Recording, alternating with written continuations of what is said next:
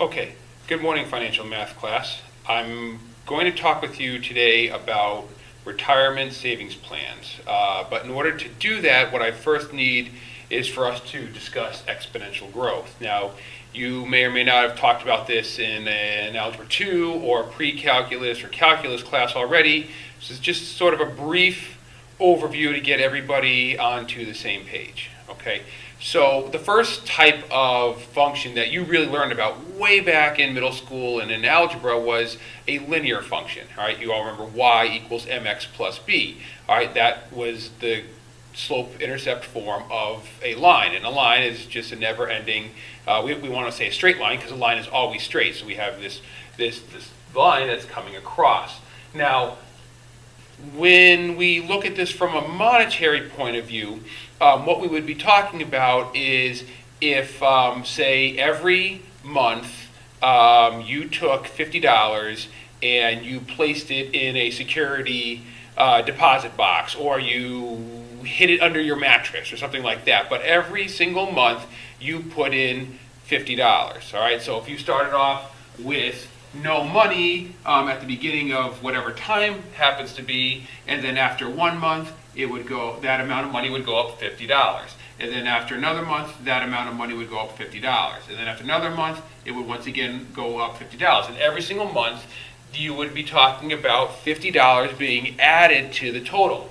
All right, so if we were to, in essence, make these points into a line, we have what's known as linear growth. And that will keep going and going and going, and every single month you'll keep putting in $50 per month, and then your total will grow, and the type of growth is known as linear growth because you can see that we have, in fact, a line.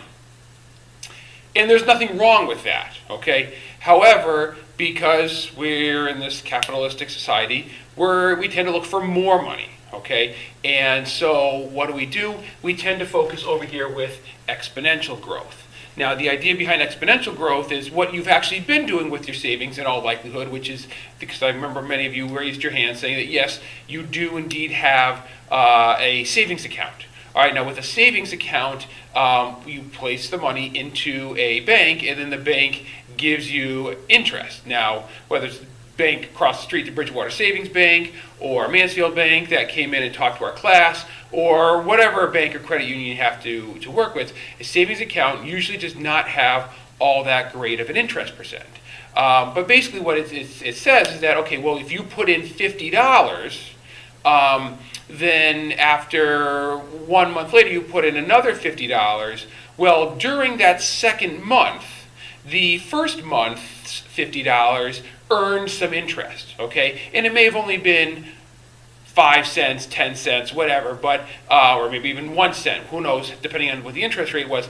But that first $50 did earn some additional money, okay? And then the next $50 adds in, so it's after 2 months, instead of having $100, you have $100.05 or $100.10. Okay, so the first time you had nothing, and then the first time around you had $50, but then the second time around you had a little bit over, you added a little bit more than $50 because you had your $50 that you put in plus that interest that was earned from the money that's already in the account.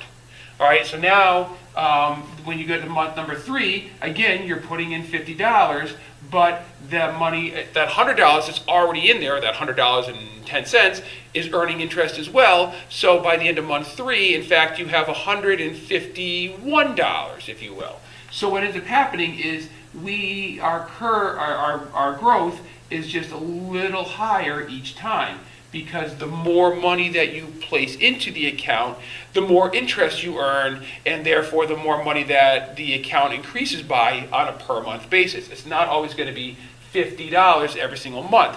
It's going to be $50, and then it's going to be $50.05, and it's going to be $50.10, and it's going to be $50.15. And I've kind of over-exaggerated the growth here because obviously if we're talking about cents and compared to dollars, it would look a lot more like this. But the idea is that ultimately with this exponential growth, we get a curve like so. And this curve the longer that we move out on, the higher it goes. And the longer that this curve moves out, it goes at that steady, constant increase. But this is increasing at a much higher rate, which means after 5, 10, 15, 20, 25, 30 years, we are looking at a lot more money in the account. That's the idea behind retirement savings plans. And that's what this lesson is all about, is what can you do in order to get an account which has an awful lot of money. Okay? Well, you have to do the same thing that's going on here. You have to put money away each week, or each every 2 weeks or every month, and we'll talk about more of that in the next video. But if you do it in a manner that is wisely accomplished, then you can have this exponential growth as opposed to this linear growth, which means that down the road, you're going to have an awful lot more money to spend when you're at an older age. And I'll talk more about that in the next video.